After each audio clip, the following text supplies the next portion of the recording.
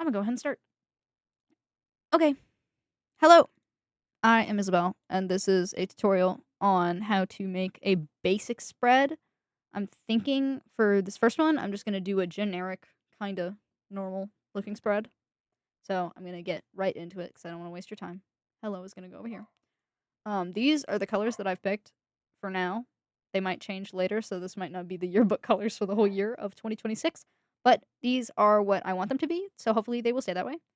Before you do anything, familiarize yourself with all the buttons and where everything is. The most stuff you're going to use is layout. You're probably going to use a lot. You're going to use this box a lot, which I already set up all of the default presets for you guys. And then object you're going to want to use if you want a border, if you want a text on a pass, all that stuff I'm going to explain in either this video or separate videos because I'm going to have for a generic spread, a sports spread, and maybe other stuff. I don't know. But this is going to be the basic spread designing thing. So hopefully this helps. And I'm making a spread for the year right now. So this is going to be what you're probably going to see in the book unless we hate it and then we'll get rid of it. So the first thing that you have to do when you're doing anything related to spreads is you're going to want to go to view and show grid full pica. This or pica or whatever you want to say, doesn't matter, is very, very important. It's not technically it's not perfect because I don't know how to size it for this box. But this is how I used it all year, so it's fine. The reason that this is so important is because when you're making a spread, when you're doing the boxes and whatever, you need to have like a certain amount of space between each one. So like if I want to put a picture here, I can't make a box sized like this. If you look, it's half of a square. So when you're making boxes, they have to be on the line. So then look, I make a box, I want this box, and then I want to put a picture right beside it. Leave a box of space. So you got this nice little bar of boxes, so it's going to be the same space between each photo. Because if you have a photo like this, say, you got a photo that's about, what we're going to do, this far away. How is it? What's going on here? Oh, it's snapping to the Pico. Hold on. Well, that's a good thing. You should do that, but if not, and you have it like that, and then you put another one and it's like that far away, or like that far away, this looks really. Oh, there goes my microphone. Using the grid kind of eliminates this problem, which is going to be very, very helpful for just getting started making spreads like this. Hold on. So I'm going to make a basic spread for the year, I think is what I'm going to do for this. So I've got a little idea that I want to run with for a basic, like, back to school spread. I don't know. So these are the colors. So when you're working on a template, I recommend like using the hex codes and getting the specific colors that you're going to use because when you go here, they will not be waiting here for you. They will be gone. So this is my box color, yellow, green, brown, green. These are the colors I'm hoping to use. But when you're on a regular page, like if I was, say I'm on a regular template page, it's not going to be there. But if you're on a normal spread, when you click here and you're clicking fill, the main colors will be sitting there labeled. So it's different, it's weird, but when you're making the templates, you do not have the pleasure of having them right there, which I think is a little strange. But usually I'll just put some boxes, put them there if I want them. So we're going to say bye-bye to hello. And we're going to go right into it. So when you're making a spread, another thing I keep forgetting when I have to talk about, when you look at the page, you see these pink and blue lines. It's very important. You have to be very aware of these when you're making stuff. Do not go past the pink line.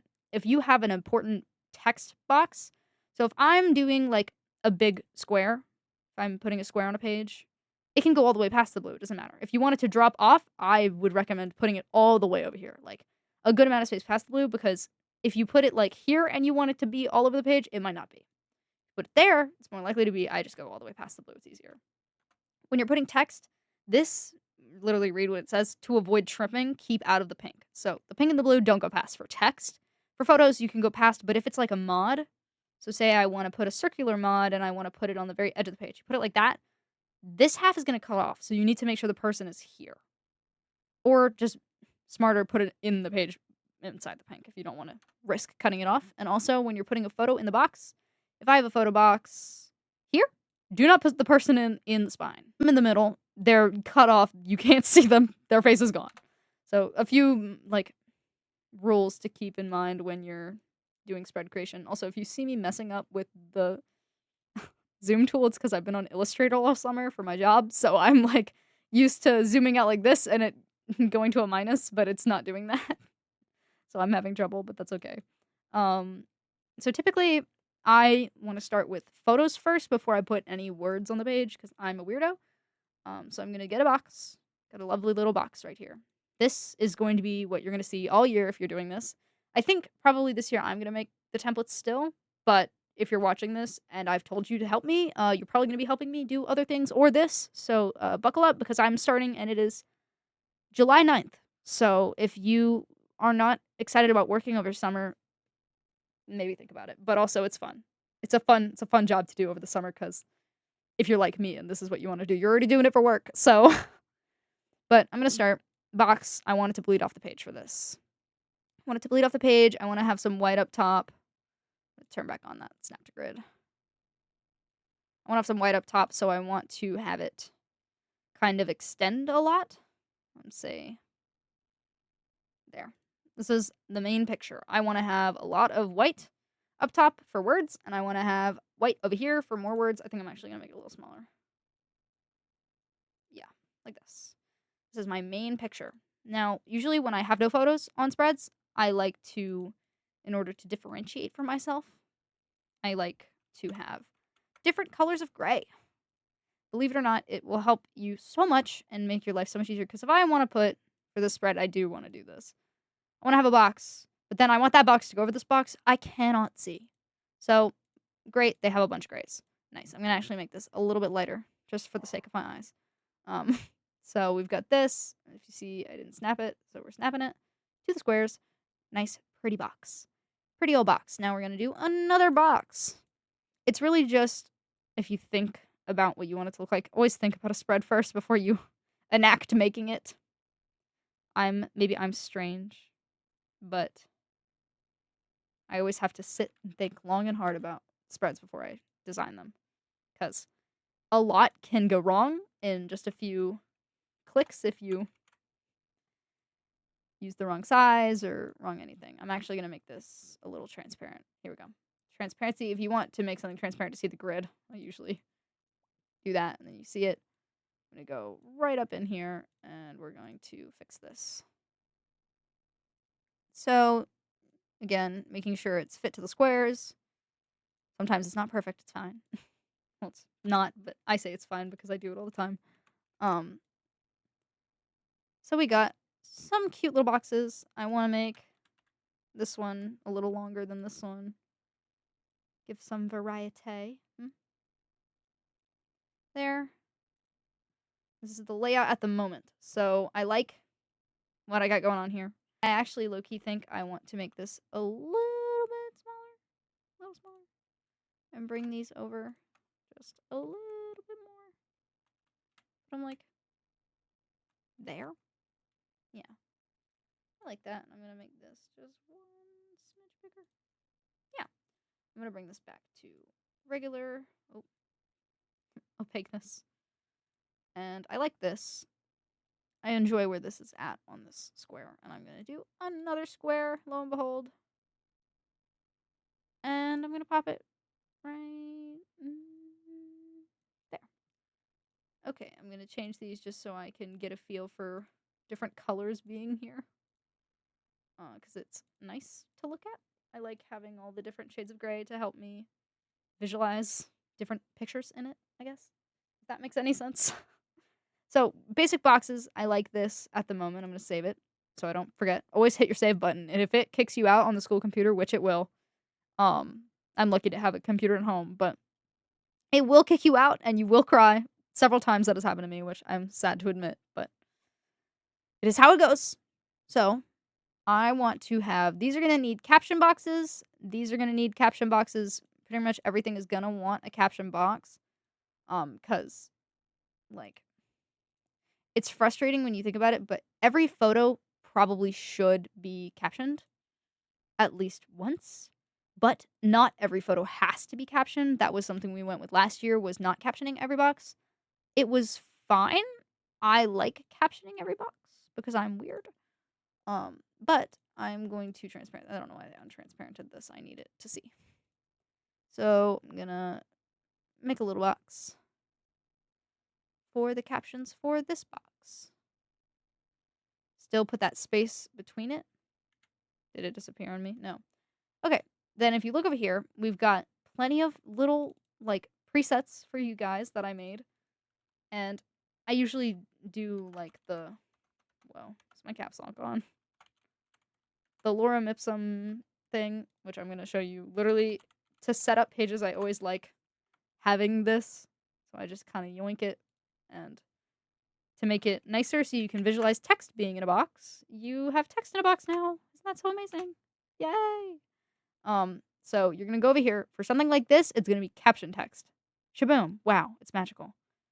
Um, so we've got wonderful, wonderful, wonderful, wonderful caption text to use and look at to our viewing pleasure. Um, I always like making it look nice. I don't know. I tend to want it to be like this aligned. It doesn't have to be flawlessly matched up. I kind of like it when they're a little, not perfectly aligned with each other. And imagine you've got some bolding in there, maybe. So you got some different sizes in the colors. So if I want to visualize, like, there might be something bolded, there might be something bolded again. I don't know. Bolded things to help you kind of see what it might look like. And again, I'm going to want to put a text box probably here for some words. We're going to visualize some words. And we're going to say this is going to be a little mini heading. When I want to put a heading somewhere, students, well, I guess people in the class usually can, like, not get where something is supposed to go. Subheadings, don't use this. I usually, if you want something bolded, just do student names and make it bigger. And then imagine this is one. We've got another. Just to help see what it'll look like, kind of. And then caption text, because it's got to be small. Shaboom. So we're going to have this be big and then some bold things. I don't know. It doesn't sound like it makes any sense, but it's helpful to visualize, like, what's going to be there, if that makes sense. Like, I don't know. This helps me when I need to think about, like, how it's going to look text-wise, because I always, like, will put stuff on a page and then I'll look at it and I'll be like, ew, I don't like that, until I put the words on and then I'll say, oh, wait, that's not that bad. That's not terrible. And then I do it again and I'm like, oh. It's a very trial and error for these kind of things. But, like, look, wow, we've got strange little sample thing of boxes and whatnot. Imagine that's another heading of some kind, and then you've got another bolded item in there. I don't know. It helps me look at it and say, wow, this actually doesn't look awful. And then I'm going to want to do the, like, header for the page. So this, I guess, doesn't really matter to me where it is. I'm going to pop it right here. We're going to do heading here, clever. Wow. My mic is right in front of my keyboard, so I'm trying to, like, type around it. Clever. So what you're going to do is hit heading, which it's going to disappear. Make the box bigger. Wow. Look at this pretty little font we got going on. Oh, I love it. It's called Scrubby. I thought it was cute. So anyway, I'm going to make that smaller. We've got... Is my caps lock on again? Clever. And we're going to do this. And then you're going to say, ew, oh no, it's got too much space between it. Ah. Which, believe me, I've said that far too many times genuinely. So leading, you're going to mess around with it until it looks fine. I usually want it, like, just beneath. 72 should be fine. I kind of want to be a little less than that. I'm going to go 65. Yes. And I'm going to do a cute little spacing. I guess I want it to be farther down than 65. Maybe 72 was correct. 72 was. Oops, that's my bad. I like this, I think, because I don't want to put it too far over. So we've got a cute little heading going on. Maybe you want to do, like, that, and then I'm going to want to put another text box.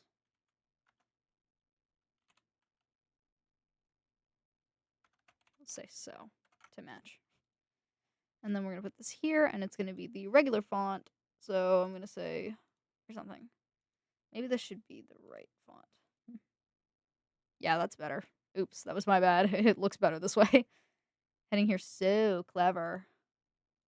So I'm going to make it bigger again.